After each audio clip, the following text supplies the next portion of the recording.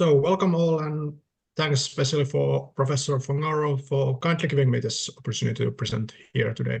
So the topic of my talk is the continuations of the notion of self in the philosophy of Nishitani. And as the title suggests, these are introductory remarks, not a systematic inquiry into his earlier and later philosophy and the continuations between these, but the introductory remarks on the topic. So here are the contents of my presentation today. There you can see already the themes I have identified in this in the essay at the focus of this workshop, and between that essay and his later philosophy, of which I'm focusing on Shukyo and Zen no Tachiba, and his lectures on religion gathered in volume 16 of his collected works. So when I was invited to present here today, the first question that sprang to mind was, how does the notion of self and its cognates, especially the notion of the subject, from the period of philosophy of elemental subjectivity, figure in Nishitani's later thought? For at least in English language research, his philosophy of elemental subjectivity is not much studied. And so as my PhD focuses on the notion of self in Nishitani philosophy, I thought this would be a perfect opportunity to look into this theme. And we can, of course, also additionally ask what other themes have continuations between Nishitani's early and later thought. And as you might have guessed from the list of themes I have identified, some of them have more to do with the self and some not so much, although all are at least to some extent related to the notion of self and subject. But first, to answer such questions, we will need to consider what we mean with later thought and its necessary correspondent early thought when it comes to Nishitani's corpus. And here I've presented a tentative demarcation, which has more to do with Nishitani's philosophical career's timeline. For, as you can, those of you who know in which years these work were presented, they present a period of before the war and during the war, and then immediately after the war, and then from Shukyo onwards, which means 1961, and of course a couple of years earlier when he actually wrote those essays. Thus, now that we have this tentative demarcation, we can begin our analysis. So here are the themes of continuity I identified in this first essay, Nietzsche, Zarathustra, and Meister, Eckart, and that are prominent in his later philosophy also. And like I said, and you can still see the change in the slides. Yes, perfect. Yes, perfect. So as you can see here, and as I was already telling you, I have given us tentative demarcation of Nishitani's philosophical stages, which of course are a bit heavy-handed. For example, the third period consists of more or less of 30 years worth of work, so that period especially can be more defined further. In addition to which, his studies on Western mysticism does not really fit into this demarcation, as it's or at least it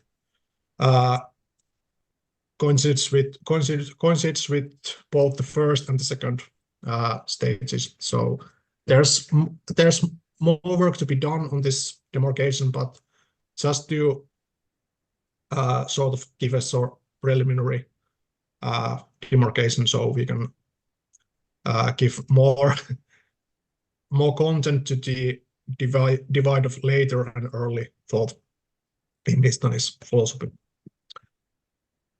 So, like I said, this demarcation is is tentative and a bit heavy-handed. But today I'll be focusing on the first and the third stage, nevertheless. So, to recap the themes of continuity, they were closedness of the self, nihility, the fundamental standpoint, Zen-influenced thought, and alienation. First, the closedness of the self. As you can see from the quote, which I will be not reading, you can all read it for yourself.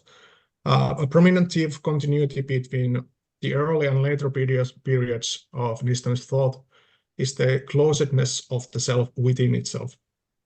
As we can see in this quote from Nietzsche's Zarathustra and Meister Eckart, Nishtani contends that the self, when separating from the source of life becomes closed in on itself, which further is nothing other than one's being an ego. And in his later philosophy, Nishtani writes in much a similar manner as seen in this quote from Psychoanalytica, which again you can read by yourselves. Moreover, in Zen Atachipa, Nishtani too writes about such closedness, calling it, for example, Seijin no Chikoheisa.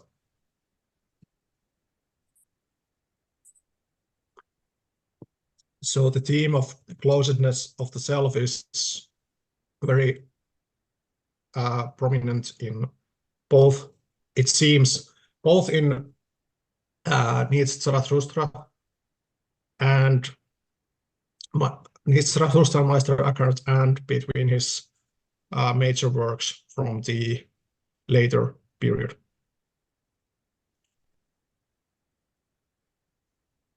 And of course, as is well known, nihilism and nihility were major concerns of Nishtani in various stages of his thinking. And I think already in Nietzsche's Zarathustra and Meister Eckart, this consideration can be seen, especially in the figures of the saints of the forest, who Nishtani describes as being en route and not there. En route to, and the holiness they experience being in need of further negation. That is to say that Nishtani describes the saints to be much in a similar manner, I think, that he talks about the deepening of consciousness in religion and nothingness, where nihility already is a deepening of consciousness, but it's not yet the fundamental standpoint. I think this idea can be in like a rudimentary way seen in the saints. And this, I think, is further evidenced by Nishtani saying that the saints themselves do not realize the death lurking beneath their region of higher life. Much like in Religion and Nothingness, Nishtani writes of Sartre and his existentialism, which he thinks is a sort of deeper way of being, much like Nietzsche's relative nothingness, but which still does not arrive at the fundamental standpoint of emptiness and does not recognize the death or the unstableness lurking beneath the radical affirmation, or seemingly radical affirmation that Sartre's existentialism claims to be. And the fundamental standpoint, of course, the concept of source of life as explicated in Nietzsche's Zarathustra and Meister Eckhart seems to thematically correspond to Kuuno Tatsipa from Psychoanalytica and Zenno Tatsipa, and what Nishitani calls in Zenno Tatsipa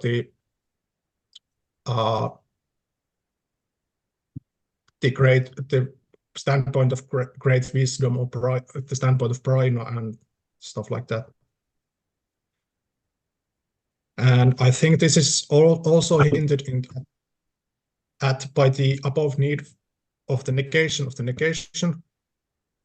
for the negation of the saints who live in the forest is still not the fundamental standpoint, not what Zarathustra is doing after he ascends to the mountaintop as he carries God in his arms, or in connection with Meister Eckhart of being both God and man being, well, that there's something wrong there. But anyway, in connection to Meister Eckhart, Nishitani writes that God and man are simple one, as referenced already in yesterday's sessions.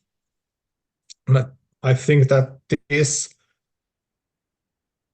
seems to indicate a similar togetherness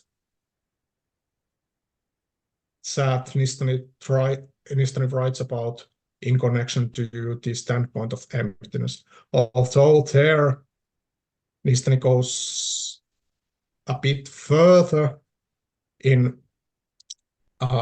explicating his own standpoint and own ideas regarding this fundamental standpoint.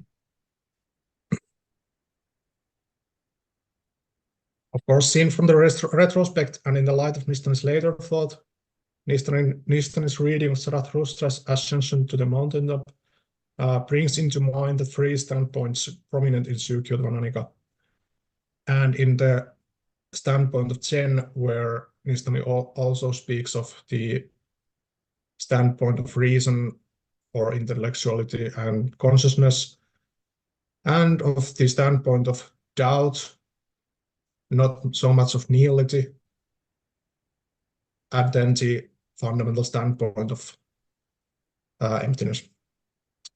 But so I think that the town from whence Zarathustra lives, and which is bordered by the forest of the saints, corresponds, I think, to consciousness, the standpoint of consciousness, while the forest corresponds to nihility, and the mountaintop to emptiness or nothingness. Yeah. So the saints present a relative nothingness of only relating to nothingness in this essay to God, with this being a deepening of consciousness from that of those living in the town. While Zarathustra, meanwhile, presents absolute emptiness or nothingness, for he has become one with God.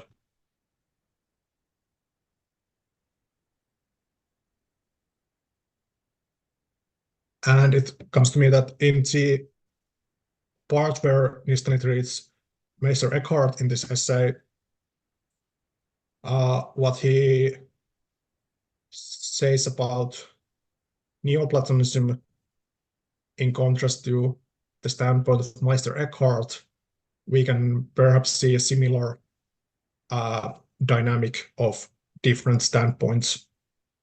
Some being a deepening of consciousness, a deeper consciousness, and some being like Meister Eckhart being the fundamental, presenting the fundamental standpoint.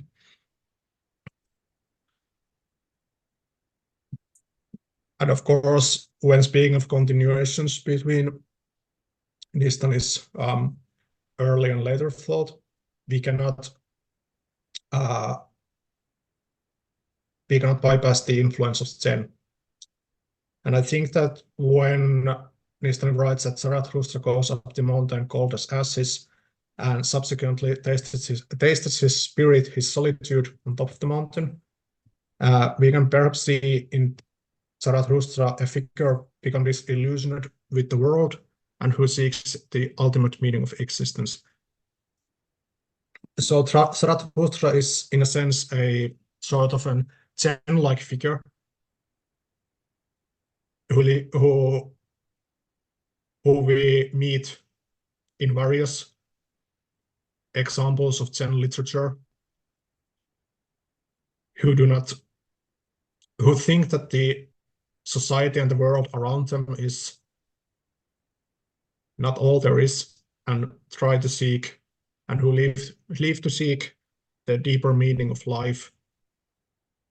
These figures, I think the first example is of course Gautama Buddha, who is disillusioned with his life at the palace and lives to seek the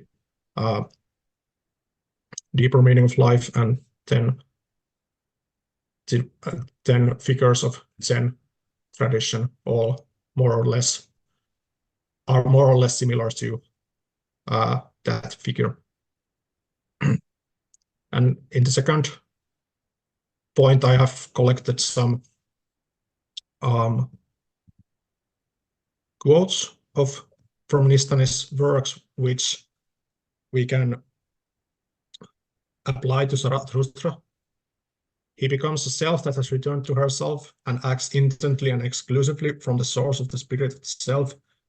In other words, is a true person of no rank, which of course is taken from Rinzai, but which Nishitani references in one essay in the standpoint of Zen, at least in one essay. And of course, we could also say that Zarathustra, when he expresses his being through singing, laughing, and crying, as Nishitani narrates in his essay, he is a person in his suchness or in his Chittai. He is a Zen-like figure who expresses his inner self or his essence through what to him seems appropriate. Then perhaps the surprising theme for alienation is not a major theme in Nishitani's thinking, yet one that seems to recur now and again in various places. For example, Zarathustra, who goes to the mountaintop cold as ash, could be said to be alienated with society. I think this would fit with Nishitani's own conceptualization of alienation, which for him means the loss of the human and the prevention of humans becoming themselves, as he expresses it in his lectures on religion, but of which at least one treats directly with the problem of alienation, with alienation at its title even. And Nishitani's reading of Eckart, there is a connection to alienation, because Nishitani speaks of separating others' beings from one's being, seeing things from the viewpoint of the ego, and this separation and seeing being the symbol of alienation between the ego and things. Yeah, and as such, this is again, as I emphasized at the beginning, this is these are introductory remarks, and as such, even though it seems that alienation pops up in various places of Nishitani's work, I would like to say that it might be a somewhat important theme of his, at the background of his thinking, but again, as these are introductory remarks, this topic needs to be inquired more into. But to conclude, looking at the continuations in Nishtani's thinking between the early and later stages of his career, we can see that some considerations have prevailed throughout his philosophical career. And when it comes to the self, there seems to exist some significant continuations. The fundamental standpoint and its relation to subjectivity, closedness of the self, being in one's suchness, etc. However, and again, I must emphasize that these findings need to be substantiated by a more comprehensive look into Nishtani's collective writings, volumes 1 and 2. Since these introductory remarks are based solely on the first essay of the volume 1, the Nietzsche, Zarathustra, and Meister, Eckart. Thank you for your attention. Thank you, Anttoni.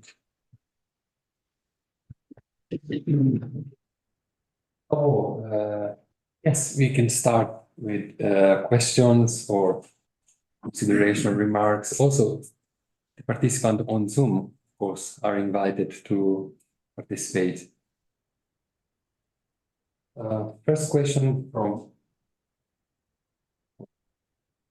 yes, Professor Isaac. Thank you very much. How do you understand the difference in Nishitani between the subject and self, between shtai and jiko? The reason I ask is that in Japanese, jiko can be a reflexive pronoun, psyche, daimish, and many times, including in this translation, there are references to the self when the grammar simply indicates oneself as a reflexive pronoun. So I think, secondly, the references to the self begin with his comments on Zarathustra, who doesn't use the concept of the self. The substantialization is to say the making of the notion of a self into a noun was not very common. It really became common with Fichte. There's one reference only in all of Descartes. So when Nishitani is talking about the ego and accusing Descartes of being a philosophy of the ego, that's actually not true. That's an anachronism. Right. And there's a couple of references to it in Pascal, but not technical. So at the beginning of I just read again the foreword to the first volume, and Nishitani talks about a subjectivity which is elemental and basic to nature and to awareness and to enlightenment. But he uses the word subjectivity. So I'm wondering where he got the concept of self and what it added to the concept of shtai, of subject. Right, thank you. That's a very good question. Yeah. First of all, as I said, as these are introductory remarks, I think I have to look in more detail on both the philosophy of elemental subjectivity and his later thought, and try to find the point from which I can answer your question. In this presentation, I think I just said the self. Also, the subject might have been the more appropriate one. Maybe reflecting the tendency we have of speaking of the self in connection to what we mean as ourselves. So yeah, basically what I was trying to which did not come across and which I try to do in my research is that I treat this more often like interchangeable terms, but when it comes to Nishitani's philosophy as it is, we have to pinpoint where that change happens. But yeah. Also, something you might check. If I'm not mistaken, in the special issue of the Eastern Buddhists that came out after Nishitani's death, there's an article in there by Ueda. And in a footnote, a long footnote at the beginning, he mentions that Nishitani took the term subjectivity Shitaise from a translation of Kierkegaard. Yeah, I've heard about that. Because the concept Shitaise didn't exist in Japanese before that. So maybe he just found it too heavy and changed to a substantial people, which he then reads back into Nishida's early work. I'm not sure. It'd be interesting to follow the history of that. Yeah. The next question is from Professor Marinucci. Okay. Thank you. It was very interesting. It's a very, I have a very important question. So I saw that in one of your slides, you're quoting reporting from, I think, volume 16, and there's just a reference of the true man of no rank from reading Zion. Do you have it? Right. Okay, I because in your slide, that one is a reference to Zarathustra, which it's an interesting parallel. But I wanted to ask you if Nishitani is actually using the reference of Rinzai to discuss Zarathustra, or is a parallel that you are doing in your slide? No, I think there was there was a reference to alienation in his treatment of Zarathustra, at least according to my notes. Yeah. But no, I'm maybe I'm too far. I would like to ask you, since there's a reference to the true man of no rank, from which Nishitani say did you take it? And I wanted to ask you whether, in the context of that, this say is making an explicit comparison between the kind of Zen position and the kind of anti-sociality that we see in Nietzsche. Because, for instance, we discuss a lot about Buddhist connections, but they're not really there. We've been discussing about the 1938 saying, which is not really drawing a triangle. So we have Eckart, Christian mysticism, Nietzsche, and then, of course, knowing his later work on Zen, for us, is very easy to make it, but he's not making it yet. So I would like to ask you if that comes from a place in his work in which this parallel is explicitly drawn. That was my question. Oh, sorry. Thank you. No, Nishitani does not draw the parallel in this first essay of volume 1. It was more like a hindsight thing, and the reference to the true person of no rank was from volume 11, from the last essay from there. So yeah, but I think that how Nishitani treats Zarathustra was very much in accordance of his later writings on Zen. So.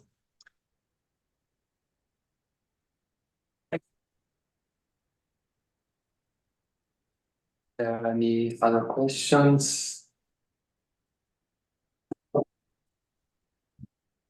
No, I have a very naive question. I appreciate very much the effort you did to make manifest the continuity between the first and the third period of Nishitani. But in between, there is what you introduced as second period. So I would like to ask you, of course, there is a continuity, but there should be also a discontinuity somewhere in order to divide personality. Which kind of discontinuity do you find between the first and the third period? Well, to be sure, I would locate that discontinuity in the second period, which was like a transitory stage between his early thought, perhaps got into by the ending of the war, and his losing his position at the university, and the three major works he wrote then, mainly the studies on Aristotle, God and Absolute Nothingness, and Nihilism. And I think these present a sort of a discontinuity.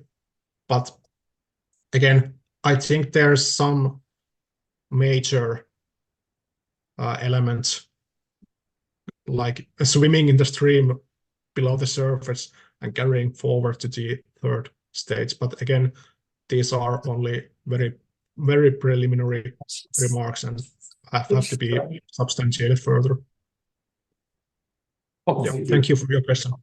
It's a good question. When we read it, Aristotle, I'm just going to say that, like Jim was saying as well. Yeah, I think it's a good, an interesting way of dividing this, because, for example, when I read Aristoteles don't call, I could really feel this difference. It's not exactly the early study, but it's not the religious philosophy that we've been discussing a lot today. So I think it's an interesting way of seeing things. Yeah, and I think it makes sense. But what I was going to say is that we have only one person here who has met Nishitani in person. So I don't know. I wonder if the death of Nishida had anything to do with the term. Right. Yeah. Nishida's shadow was very, very much in presence. Also, there was the death of Tanabe, of course. If I understand it, this period after war, he had some issues with the American occupation forces or something as well. Didn't him?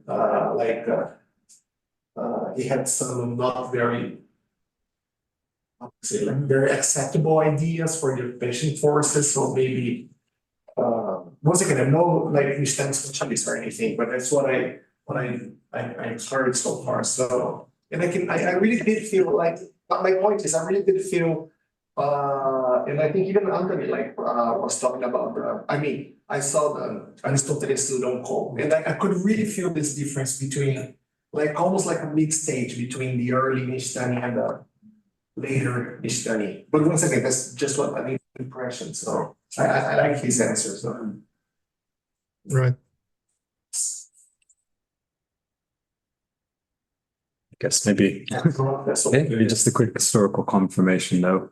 The first, I guess the bulk of the Aristoteles Ronco was written in the early period though. Yeah, right. It was written in the early period. So the book was actually published much later, and that's when he kind of tied up all of the loose ends and then released it as a book. But most of the structure of it had been already completed in the 30s. So yes, so careful with the categorization of the Aristoteles wrongful. Nihilism, I think nihilism is a pretty big departure from the early period. It's already closer to what we would call later study, right? Nihilism. Yeah, so I'm not sure, because I think that up until the nihilism book, up until Shikoto Naika, he was commenting on other people. The nihilism book is chapters on 4 or 5 different people, right? And then his own reflections come in. But the Shikoto Naika is not nihilism. And I think in Fafak always said that he thought that was the turning point in Nishitani's thought, where he was free. But I don't know. So I said Fafak would divide into 2 periods, before and after. I don't know about that, but he always told me he thought that was the turning point where Nishitani came into his own. He spoke with his own voice. He didn't need to comment or take a lead from anybody else. And that would be after the passing of Tanabe. No, Tanabe was 62. He died. Shikoto Naika was 1960. But it's all around. Yeah. It was already out in the mountains, so. Yeah. I don't know. I started you, I interrupted you, sorry. That was an interesting way. Yeah, there are a few works that are commentaries, kind of scattered throughout his career. But yeah, 根源的主体性, the elemental subjectivity. This one has actually, yeah, this Meister Eckhart and the Zarathustra and Meister Eckhart is odd because it is so filled with commentary, because a lot of the other essays in this work are not like that at all. They're really much Nishitani developing and thinking through his own ideas. Yeah. But yeah, I don't know. But yeah, I think as you pointed out at the very beginning of your presentation, yeah, we're still in that position where we're not quite sure how to make a periodization of Nishitani. Yeah, I welcome more people to help me. Thank you for the email. No problem. Yeah. Interesting discussion, right? Yeah, I like this kind of like understanding the historical context and stuff. So good discussion. So thank you very much, Anthony. I think we you. can go on to the next talk.